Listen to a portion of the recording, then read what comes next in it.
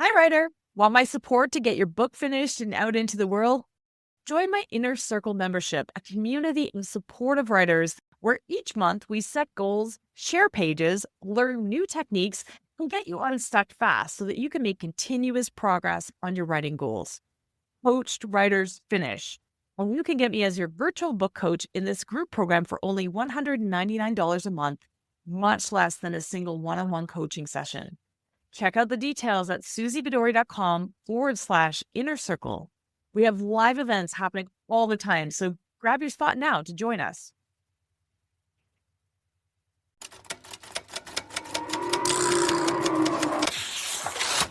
Welcome to the Show Don't Tell Writing Podcast with me, Susie Vidori, where I peel back the layers of how to wow your readers with your fiction, your nonfiction. Anybody can bang out a first draft, but it takes a little more work to make your book as amazing as it can be.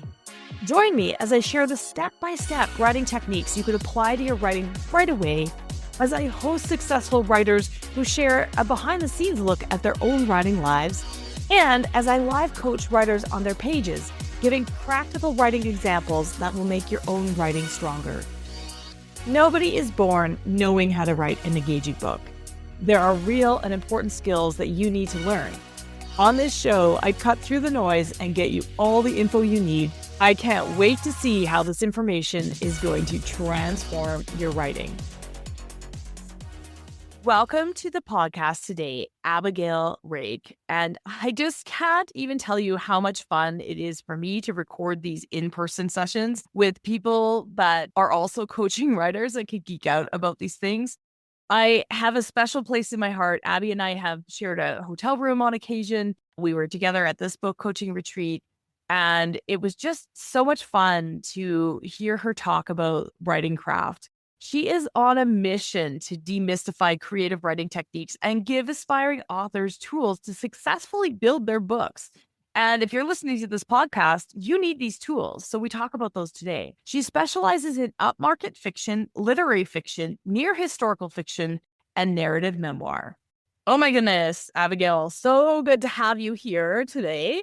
Susie, I'm so glad to be here. Thank you for having me. Oh my goodness, we are here at a book coaching conference in Denver where, as you all know, when I am with other really smart writers and writing coaches, I record as many things as possible. It's actually the most amazing way to visit with people because even though I've known Abby for years, we have actually shared a room on occasion when I'm less organized and don't have one and need to share a room. But I never get to geek out about the actual writing piece. So I can't wait for this conversation. I know. I'm so happy to be able to sit down with you.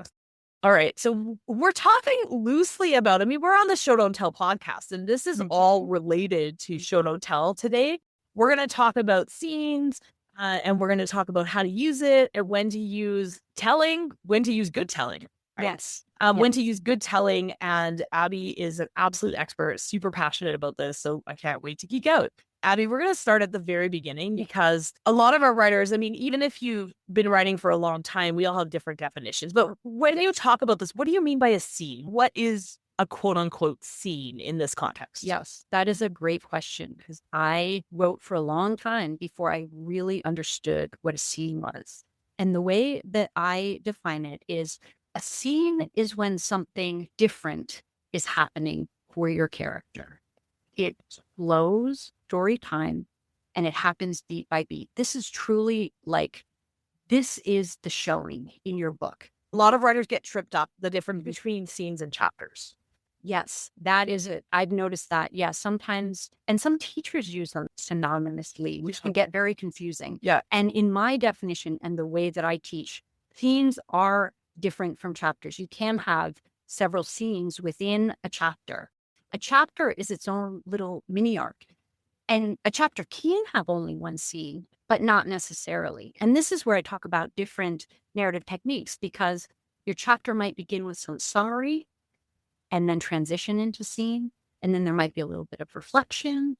There might be some narration, and then you move back into scene. That can be a chapter. You're using several different narrative techniques throughout a chapter. So it sort of depends on your style, what you're comfortable with.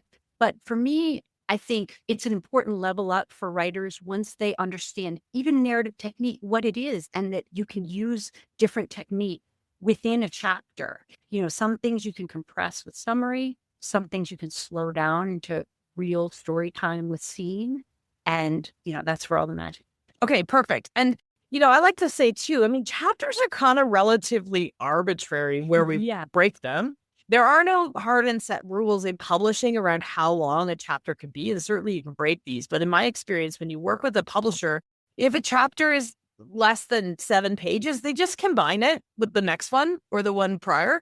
And if it's more than 25 or 35 pages, depending on the genre, they're going to break it, right? But scenes, as Abby just said, you can have multiple scenes within a chapter, and we just denote that with a scene break. And you can also have a scene that spans multiple chapters. So if you have a lot to say and you want to zoom right in and let us hear everything, you can have, if it's a battle scene, for example, it may actually span multiple chapters. Yeah. Okay. But you are using scene slightly differently. Yeah. So when you talk about different narrative techniques, scene is one of those. What are the different narrative techniques that you want to talk about? Yeah.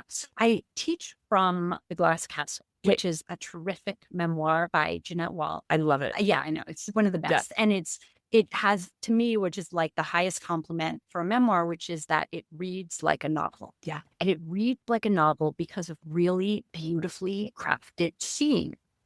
And there's a chapter sort of in the middle of the book where she begins it by saying, birthdays were not a big deal in our house. Sometimes, our parents would get us a birthday cake with some candles, sometimes a packet of underwear, but most of the time our birthdays were forgotten.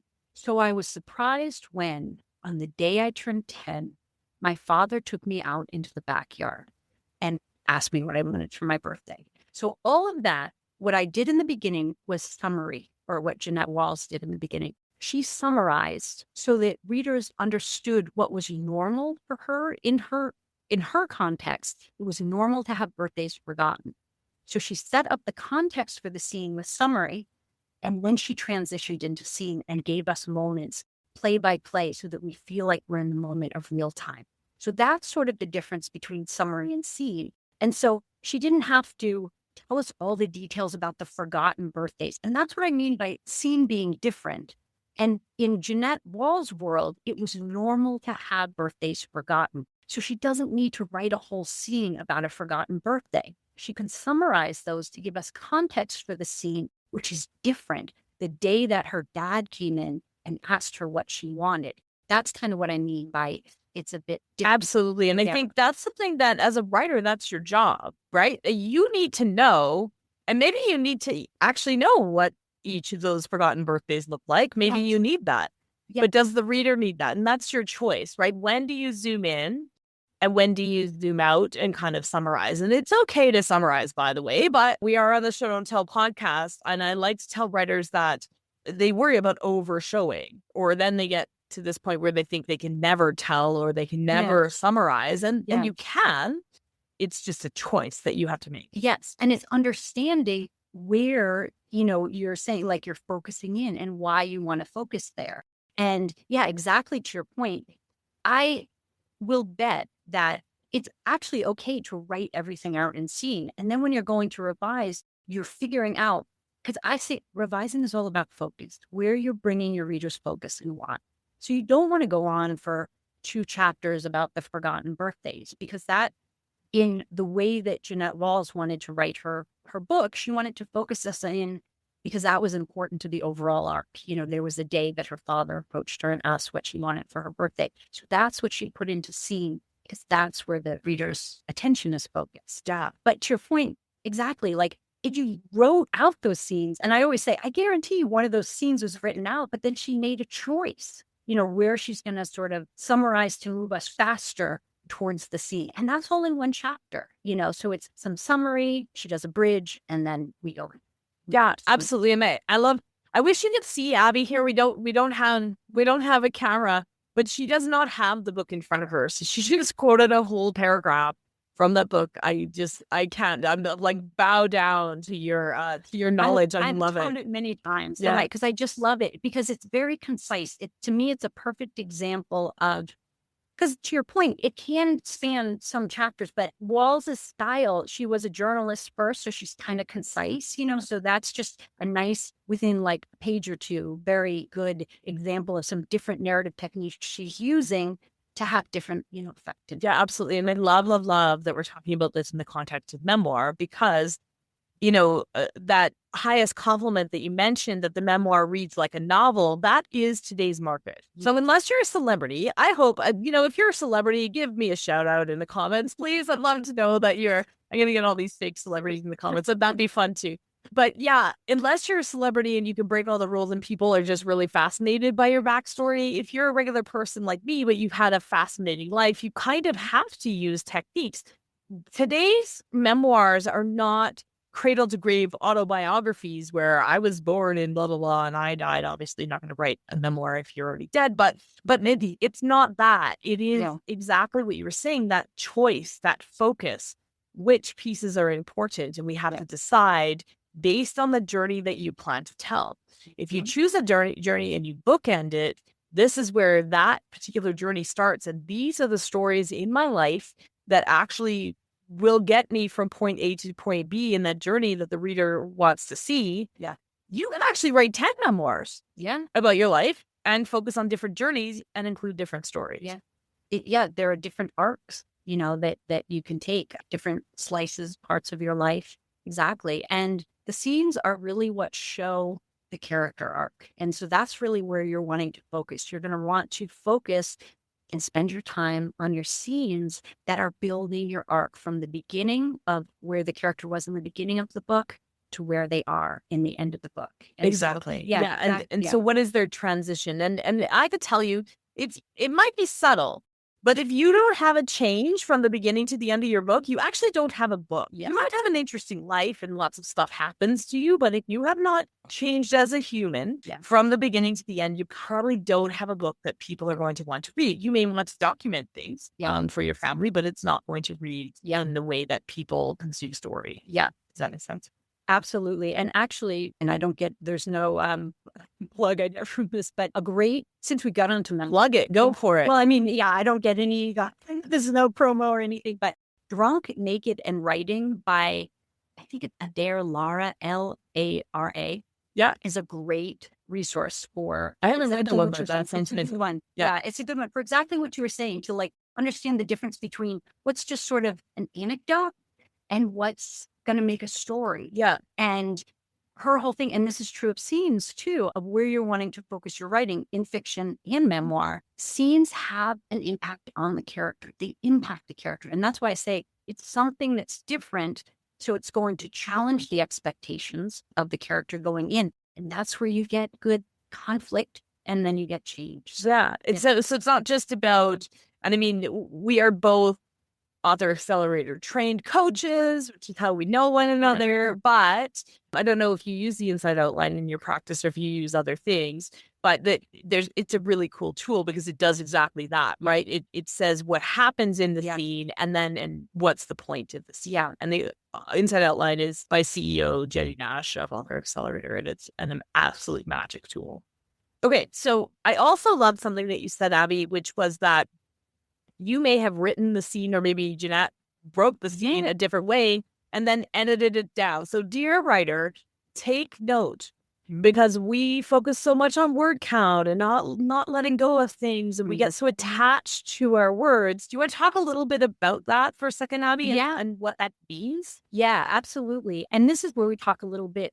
I think sometimes what fools writers when you're reading books you love is understanding narrative technique. And when an author is sort of summarizing, or when they're maybe narrating to move us faster through time till we get to the moments when we can slow down in time and be in scene, they're doing it so well that sometimes the other narrative techniques can sort of fool us. But the way that they do that, and in that particular example with Walls's work, is that specific details. And to me, sometimes when you're generating, you have to write the scene to know exactly what salient details to pull out for your summary. And summary, I mean, we often think summary is telling, but like you're saying, you're still getting really specific. And I'm all about the specificity, right? Like that is exactly, because otherwise You could let AI write it, to be honest. That's my big pet peeve with AI right now. There's lots of them, but one of them is I don't think that AI is going to replace us, by the way, because all it can really do is take everybody's work and look for the common thread, which means that everything gets dumbed down, that there's no specifics. Yes. AI cannot invent your world. All it can do is pull from somebody else's, right? Exactly. So those specifics are what are going to set you apart.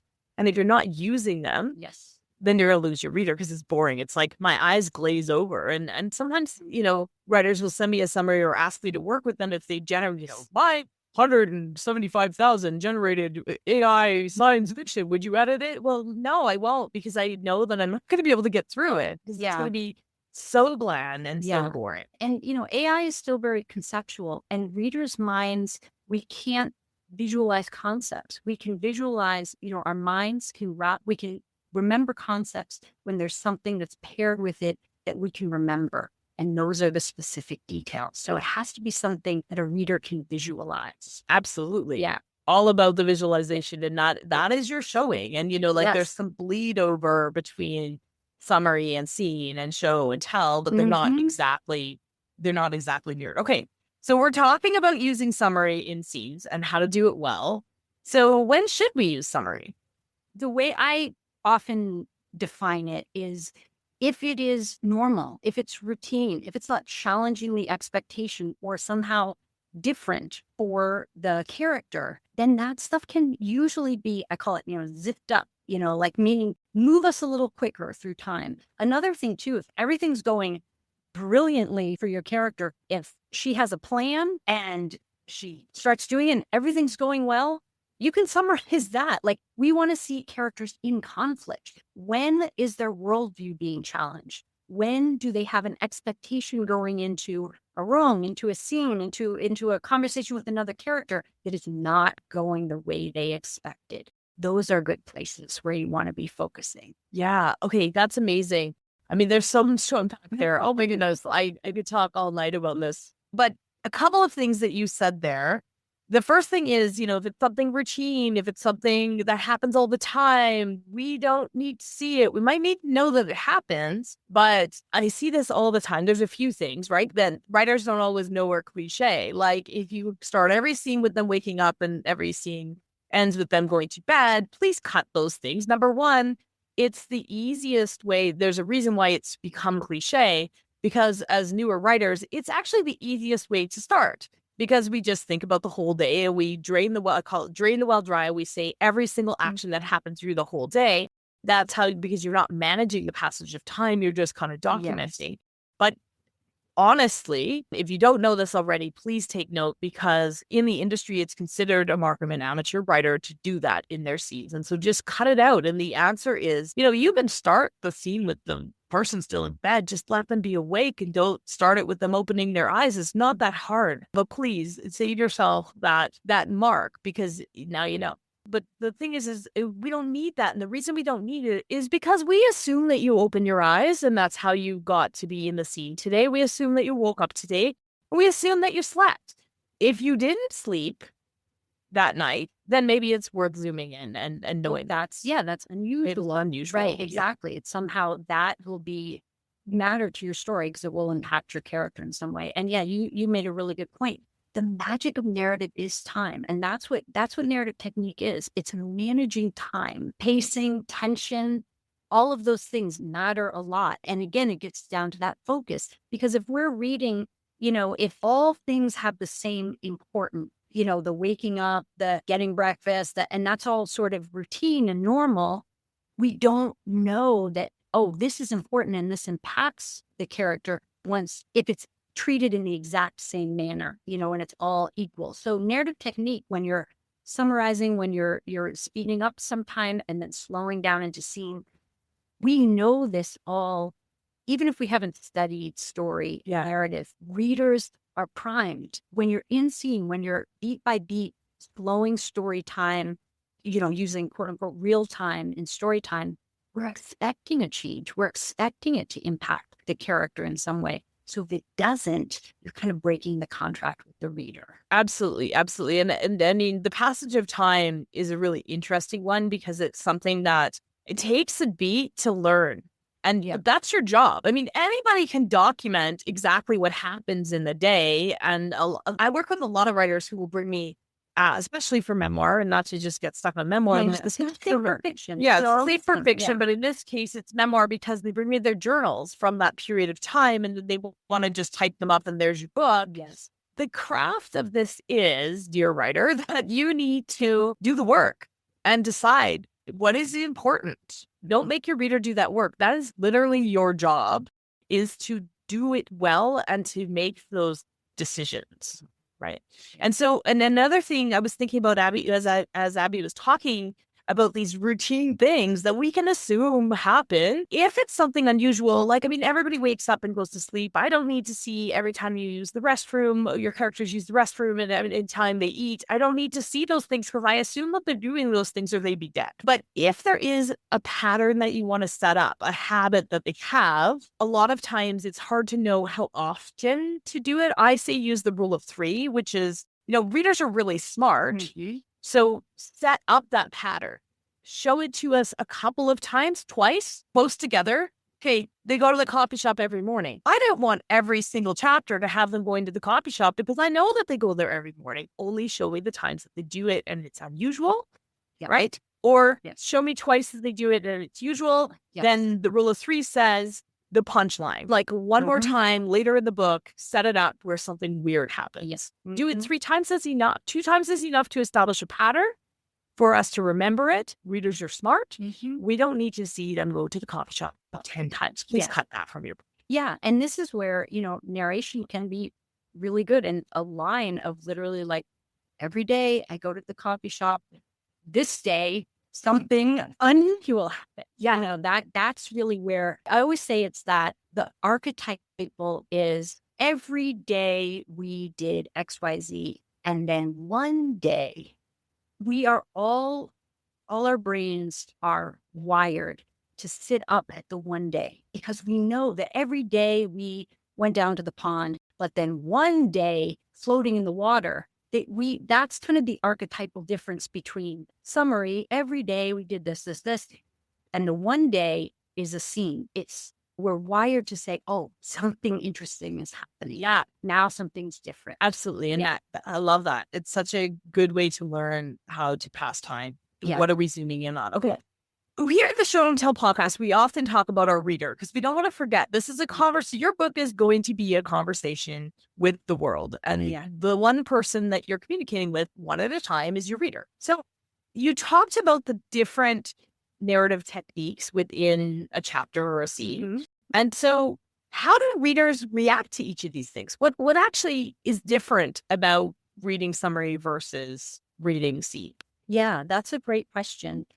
Scene is truly the engine of narrative because it is what allows us as readers to feel like we're experiencing something important and impactful to the point of view character. Yeah. So that's really what's important about scene. And this is why I say where you're focusing your reader's attention is so important. So again, if there's something that they need to know to understand for the context of the scene, like for example, my parents never forgot my birthday. So but for this writer, Jeanette Walls, she had to set up the context that they were usually forgotten. So it was actually different or interesting when her father remembered it. So she had to set up that context, but she summarized it, and so that's kind of, I hope I'm answering that. Absolutely. Because I think you're literally telling the reader when they're interested. Yes, exactly. Yeah, no, absolutely. And so we can kind of slough off if we're watching people wake up and go to the coffee shop and,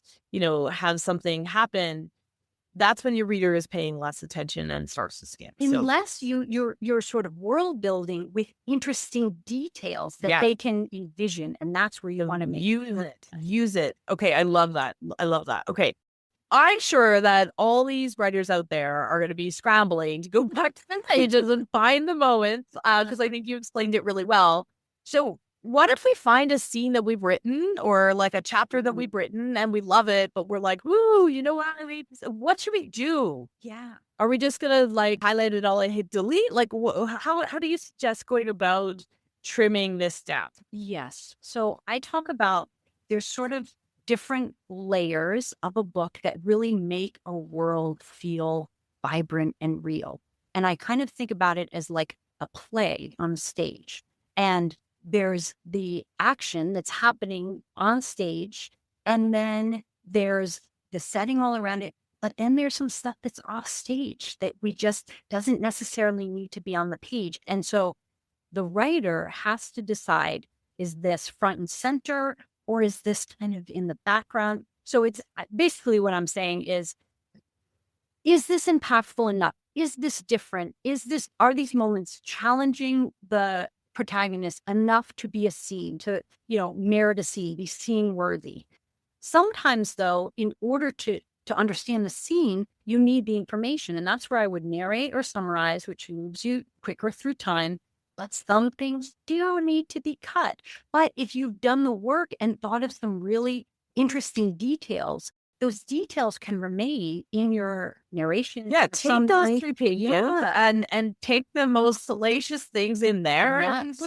And maybe sometimes, and it is painful, believe me, you go through this process. It's hard if you've labored over, a scene and it might be 10 pages, but truly this is, and this is like in professional writing, sometimes a beautiful 10-page scene ends up 2 lines. Yeah. So you're published. I actually have a story about that with one of my published books because, and I think, it is painful in the beginning, but you need to change your mindset. If you're worried about cutting that 10 pages, you need to do what's best for the book. It kind of sucks. I agree. Okay, so quick story here, because sometimes you need to write it. So don't beat yourself up and say, oh my gosh, I can't believe I missed this and it sucks. And because I'm deleting it, and don't delete it, by the way, put it in a deleted file, because I always go back through, when I've finished my books, I always go back through that deleted file and see, are there any cool details that I deleted that I could actually bring back in?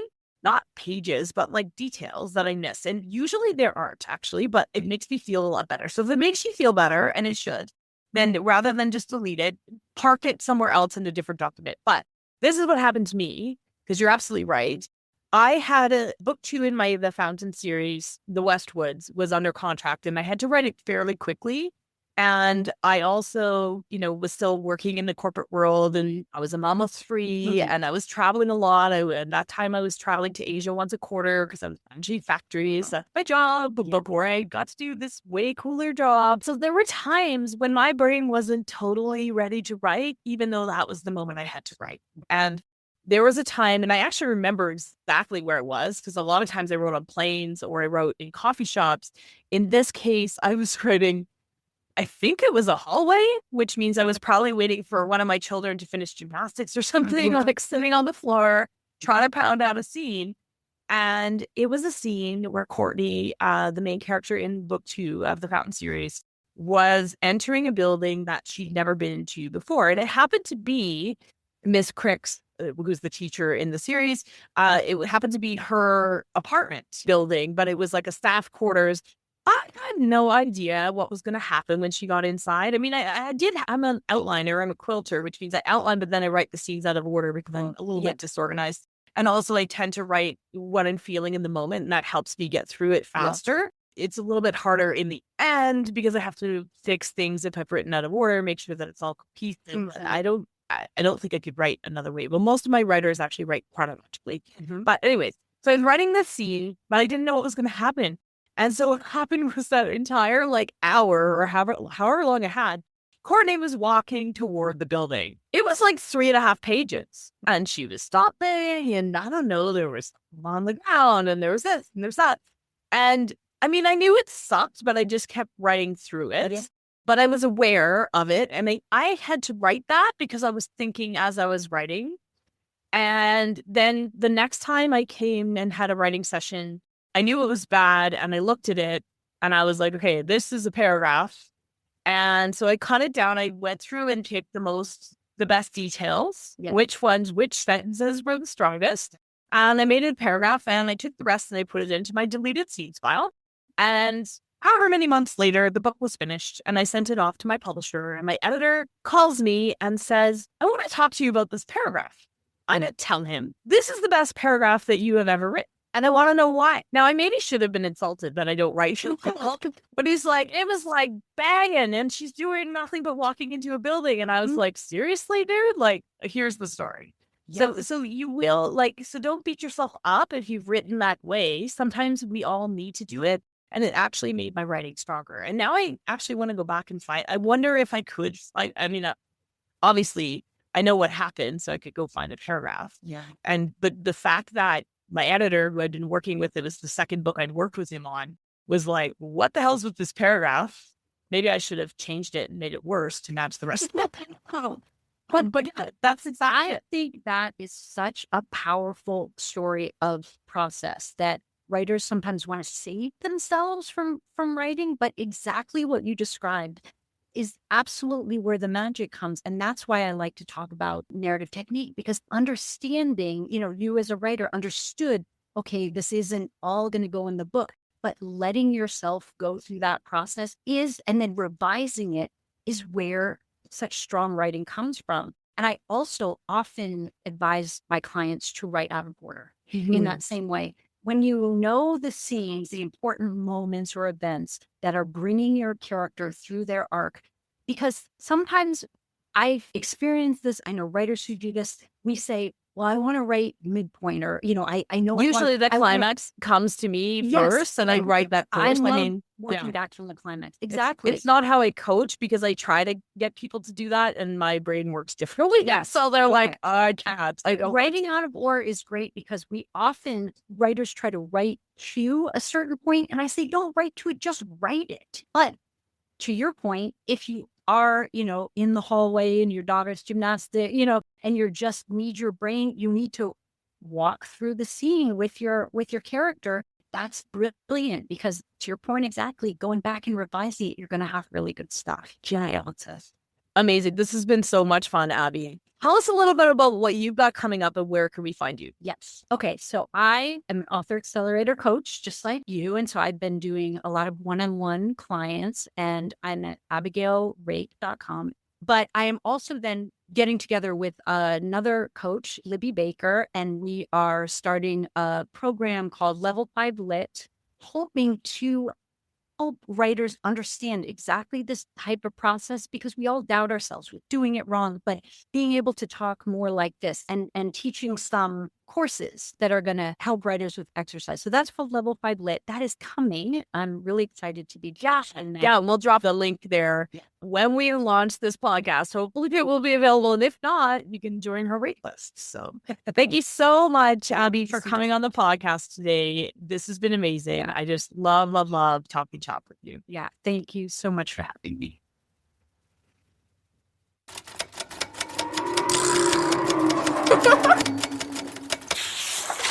Thanks for tuning in to the Show Don't Tell Writing Podcast with me, Susie Vidori. It is my absolute honor to bring you the straight goods for that book you're writing or the book that you're planning to write. Please help me keep the podcast going by helping people find us. You can subscribe to the podcast and leave a review on Apple Podcasts, Spotify, or wherever else you're listening to show how much you enjoy the show. That's how other listeners will find us. Also, visit susievidori.com/newsletter to hop on my weekly inspired writing newsletter list, where you'll stay inspired and be the first to know about all the upcoming training events and writing courses that happen in my community. Want my eyes on your writing? Submit a page of your current draft for a chance to come on the podcast at the link in the show notes.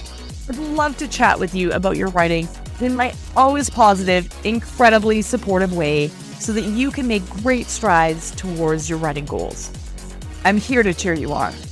Remember, that book you're writing is going to open doors that you haven't even thought of yet, and I can't wait to help you make it the absolute best it can be. See you again right here next week.